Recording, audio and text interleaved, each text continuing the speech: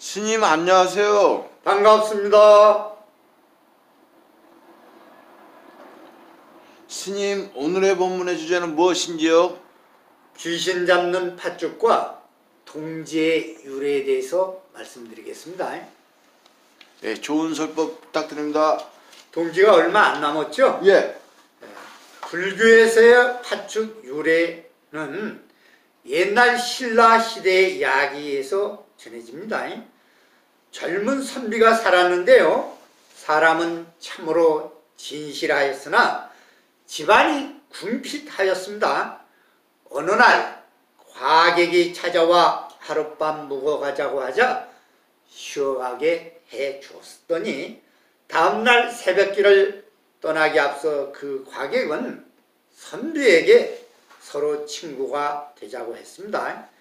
이후로 그 과객은 선비에게 종종 찾아와서 내년에는 벼를 심으라 하면 벼가 풍년이 들고요. 콩을 심으라 하면은 콩이 풍년이 들었습니다. 수년간 많은 재산을 모으게 하여 그 선비를 부자로 만들어 줬습니다. 그러나 이상한 것이 그 과객은 늘 한밤중에 와서는 날이 새기 전 닭이 울면 사라졌습니다. 선비는 재물은 남부를 것 없이 많이 모았으나 세월이 갈수록 몸이 야유어 가더니 마침내 몸이 아파 오기 시작했습니다. 병색이 너무 심하게 짙어지자 그 선비는 어느 스님에게 여쭤보았더니 그 과객이 가장 싫어하는 것이 무엇이냐고 물어보라고 했습니다. 시키는 대로 했더니 그 과객은 백마의 피를 가장 싫어하고 말했다고 합니다. 젊은 선비는 스님의 말씀을 새겨들은 이후로 점점 그 과객이 무서워지기 시작했고요. 결국 자기 집에 백마를 잡아 온 집안 구석구석 백마의 피를 뿌렸더니 그동안 친절했던 그 과객은 도깨비로 변해서 그 피를 퍼붓고는 이내 도망가 버렸다고 합니다. 그 이후로 그 선비는 건강이 다시 좋아졌지만 해마다 동짓날이면 이 과객을 잊지 않고 찾아왔다고 해요. 젊은 선비가 스님께 해마다 백마를 잡아 피를 바를 수가 없으니 어떻게 했으면 좋겠냐 물었더니 그 방도를 알려주는데 스님께서는 그렇다면은 팥물이 백마의 피와 빛깔과 같으니 백마의 피 대신 팥죽을 쑤어 그것을 집에 뿌리거나 바르라고 가르쳐 주셨습니다. 이것이 동짓날 삼재풀이와 함께 모든 잡귀 액된 풀이로 편안하게 하게 된 유래라고 합니다. 또 삼국지의 전략가 제갈량이 남만 지금 베트남을 평정하러 갔을 때 노수의 귀신들이 사람의 목을 원하는지라 밀가루로 사람의 머리 모양을 만들어서 제사를 지낸 것이 만두의 유래라는 이야기를 꺼내며 자비정신이 넘치는 불교의 동지 이야기가 만두의 전설과 비슷한 점은 바로 불교의 불살생, 자비방생이 그 원인을 이루고 있다고 보는 견해를 밝히기도 했습니다.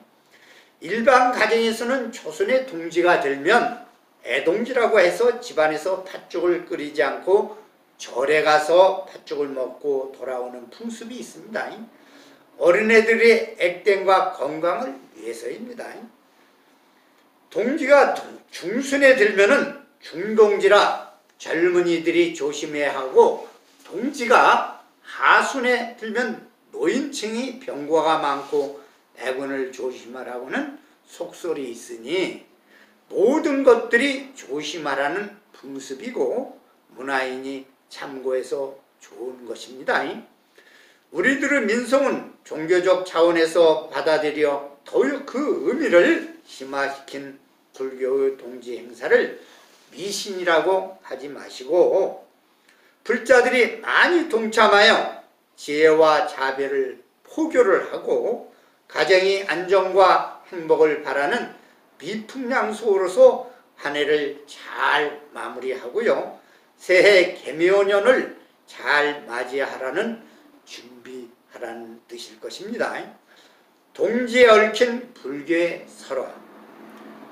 선동여왕과 쥐기. 선동여왕은 신라 제27대 임금으로서 부처님에 대한 신심이 아주 돈독하여 국사를 돌보는 바쁜 중에도 매일 조석으로 황룡사에 가서 예불을 올리는 일을 하루도 거르지 않았다고 합니다.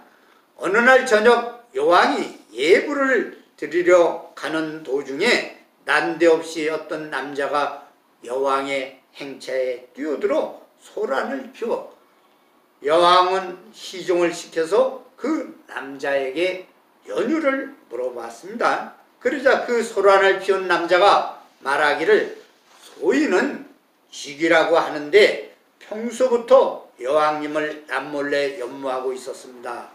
그래서 늘 여왕님을 예불 행차 때 몰래 지켜보기를 여러 날이었습니다 하는 것이었어요. 여왕은 재차 묻기를 행차를 늘 지켜보고 있었단 말이냐 하니 그 쥐기가 예 그러합니다 하오나 오늘은 도저히 참을 수가 없어서 여왕님 마마께 제 연모하는 마음을 하소연하려고 행차에 뛰어든 것입니다. 원래 자비로운 품성의 소유자인 선덕여왕은 그를 참으로 가엾게 여겨 생각하여 황룡사까지 동행하게 하였습니다.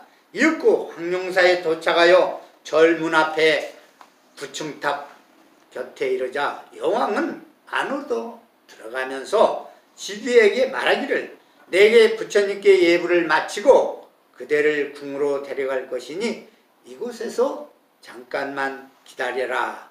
그러나 밖에 남게 된 쥐기는 일각이 여심추라 예불 시간에도 채 기다리지 못하고 마음의 심화가 끌어올라 그만 죽고 말았습니다. 성질이 급해서 그런 거예요.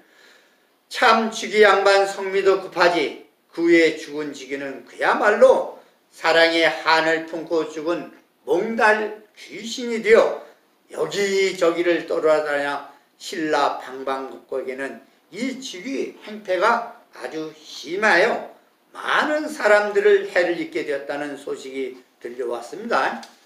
이 쥐기 귀신을 달래주기 위한 방편으로 해마다 동짓날이 되면 팥죽을 끓여 집집마다 대문에 뿌리고 길에도 뿌렸더니 귀신이 사라졌다고 합니다. 팥죽과 나님 약입니다. 동짓날에 절에서는 팥죽을 쑤어 불짝에 공양을 하고요. 대웅전이며 나한전 등의 공양을 올리는 것은 한 해에 액땜과 묵은 때를 벗겨 버리고 새해를 맞이하는 풍습이었습니다. 그런데 마하사라는 절의 공양주 보살은 그만 동짓날에 늦잠을 자고 말았습니다. 공양주 보살, 아니 오늘이 무슨 날인데 잠만 자고 있습니까? 빨리 일어나세요. 스님 호령소리에 겨우 기지개를 펴고 나오던 공양주 보살님은 허참 오늘이 바로 동짓날 아닌가? 동짓날 빨리 팥죽을 쏘 부처님께 공양을 올려야지. 번쩍 정신이 들어 황급히 부엌으로 달려갔지만 늦잠을 잔 덕분에 아궁이에 불씨마저 꺼져 있었습니다. 옛날인지라 불씨가 다시 사그라지고 없어져 버리면 불씨를 다시 얻어오기 전까지는 부엌 일을 할 수가 없었죠. 공양주 보살은 그만 가슴이 철렁 내려앉아 앉고 눈앞이 깜깜해져서 부처님께 죄송한 마음을 둘째치고 당장 주지 스님께 불호령이 떨어질 것 같아 안절부절 못했고 결국 생각다 못한 공양주 보살은 절 아랫동네 김서방네 집에 가서 불씨를 얻어오려고 부인하게 발길을 재촉했습니다. 그날따라 찬바람이 쌩쌩 불고 눈은 발목까지 푹푹 빠지고 김서방 집은 천리말리나 되는 것 같았습니다. 겨우 김서방 집에 도착한 보살은 큰 소리로 김서방을 불러 자취주정 사정 이야기를 하고, 그러자 김서방은 아까 행자님이 오셔서 불씨를 얻어 갔는데 불이 또 꺼졌나요? 하며 의아한 눈으로 바라봤습니다. 행자님이라뇨? 우리 절에는 행자님이 없는데요. 그래요. 하지만 조금 전에 어떤 행자님이 와서 배가 고프다고 하시면서 팥죽까지 한 그릇 드시고 불씨도 얻어 가셨는데요. 마사에는 행자 스님이라고는 없으니 공양주 보살은 마치 귀신에게 홀린 듯한 기분이 들었지만 그래도 급한 마음에 불씨를 빌려 가까스로 절에 도착했으나 놀랍게도요, 부엌의 아궁이에 장작불이 홀월 타고 있었습니다.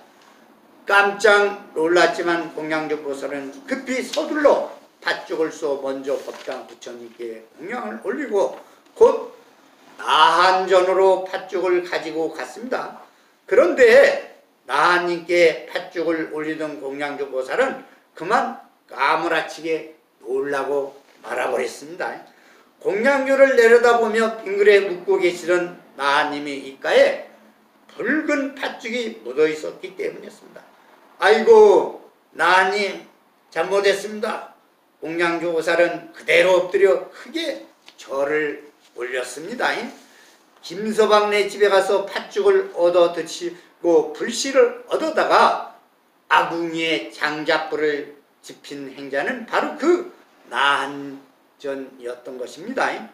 어느 절이나 나한전에 모신 나한님은 모두가 미소를 머금고 계시고 그 입술은 한결같이 붉은색인데 이는 바로 동짓날 드신 그 팥죽이 묻어있기 때문이라고 합니다. 우리 불자는 그저 액땜으로만 팥죽을 드시지 마시고 깨우침에 반야의 죽이 되시고 팔정도와 육바람이 이루 죽이 되어야 합니다. 지혜와 자비심을 일으켜 모든 중생들에게 기쁨과 행복의 죽으로 새해를 맞이했으면 합니다. 경청해 주셔서 대단히 고맙습니다. 천영사 주지 이남 건강입니다.